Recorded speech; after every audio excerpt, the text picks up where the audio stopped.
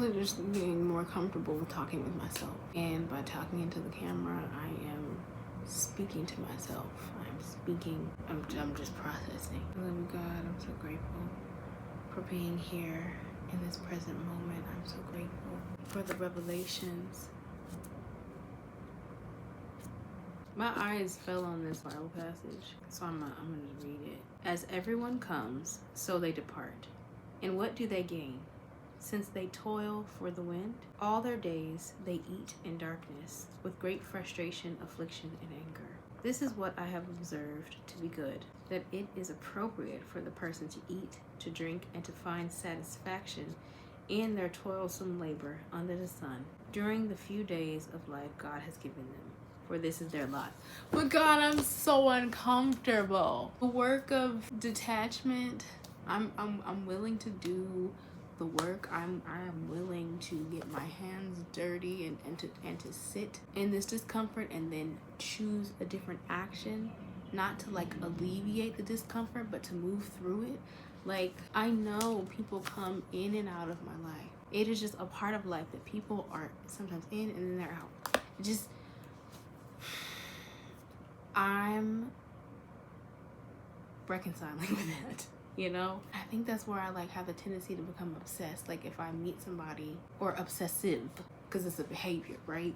Like because there's this like residual fear that you'll either never see this person again, you'll never feel this feeling again, or something along those lines. Over time, the experiences that I've had, I know for a fact that this is not true. So how do I like change that belief?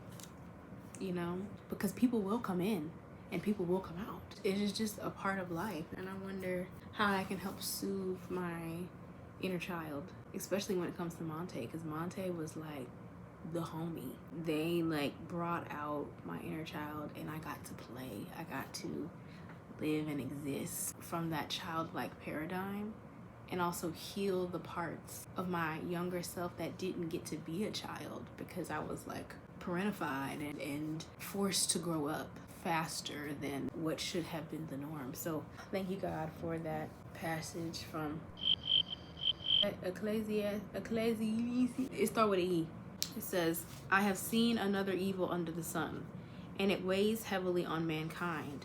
God gives some people wealth, possessions, and honor, so that they lack nothing their hearts desire. But God does not grant them the ability to enjoy them, and strangers enjoy them instead. This is a meaningless and grievous evil. And that also just makes me think that like there was always this time where I was like, I want to be healed, but also there was this point where people were like, even when you're healed and you have money, are you going to be able to enjoy it? And I feel like where I am right now, it's like in the middle. Because I find there are like challenges that I have every day to remember to relax, which is why I like speak gratitude to the Most High every day. And if I just like find myself kind of like flailing, like my God is so bad, I have gratitude to help ground me in that, in the moment, especially when it's a moment of turbulence. Like if we're in a boat and life is the water, it won't just be still all the time. Because if it's still, you're not moving. Or if the wind's not blowing, you're not going anywhere. But it just serves to know how to maneuver through a storm, through turbulence. Because although I'm like, it's not even a storm. This is something so like, it was so soft and so gradual and so sweet. Just like the decoupling. And it's just like a newer transformation. So I'm like, little Tia, she was stubborn, okay? I mean, I still am a little stubborn, but like I know when to not push back, especially if it's something that is going to help my growth and help me grow as a soul and as a person. Then I'm just going to like relax into that. But yeah, so those are just some of the thoughts I had. I'm gonna do some work. I need to go get my charger.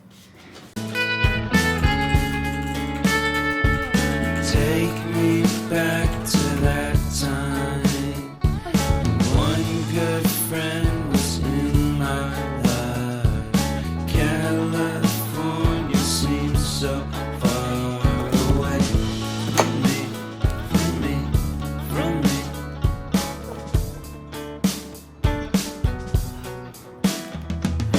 Paid my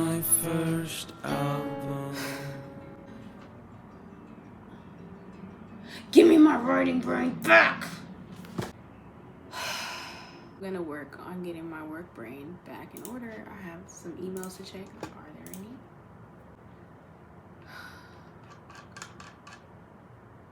Nope. Hello?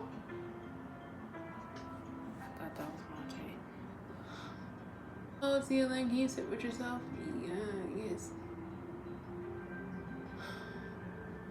Anything is possible if a person believes. Mark 9.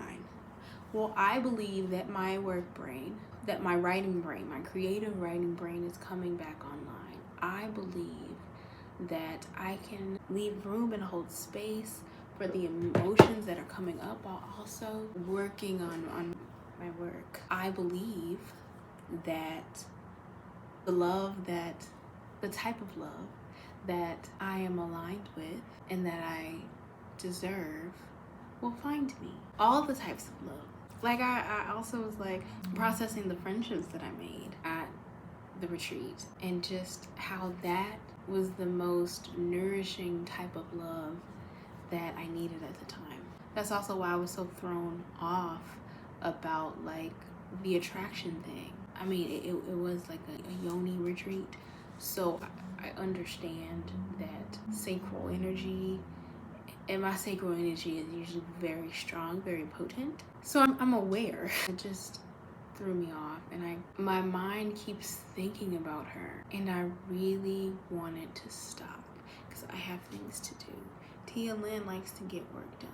Tia-Lynn likes being efficient with writing and coming up with snazzy sentences that companies need. You know what I'm saying? Please get out of my head, girl. Get out of my head. Especially when you didn't call me, you didn't follow up with me on LinkedIn, because yes, I did that. I hit you up on LinkedIn because I found you on LinkedIn. I don't care what that sounds like, but I did it because I'm like, you know what? I feel like creative connections are more important. But she didn't reach back out to me. Maybe I just needed to get it out. Maybe. Because I like being on my shit, okay? I just do. It is, my nose itch. I'm not trying to be perfect or anything, like not by any means. I like being able to express what it is that I'm like. I just want my work brain on or my flirty, sexy brain on at a different time.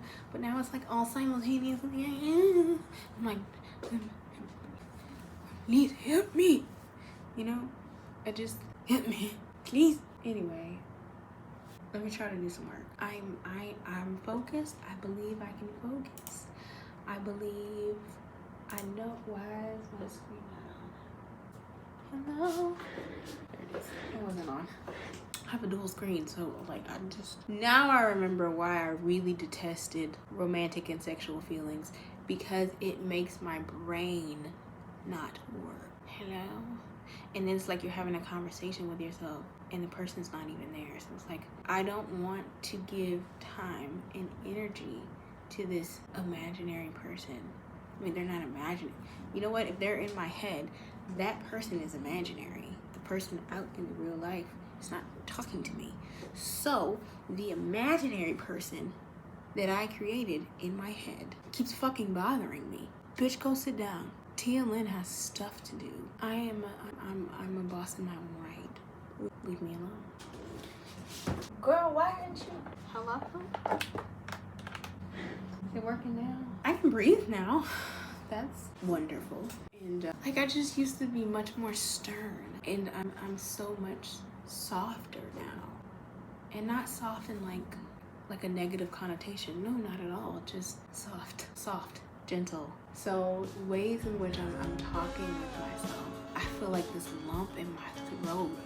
So I'm like, what do? I just keep hearing like Ari Lennox and R&B and like love-making music, okay? And I am writing for a particular brand, and I need to sound like them.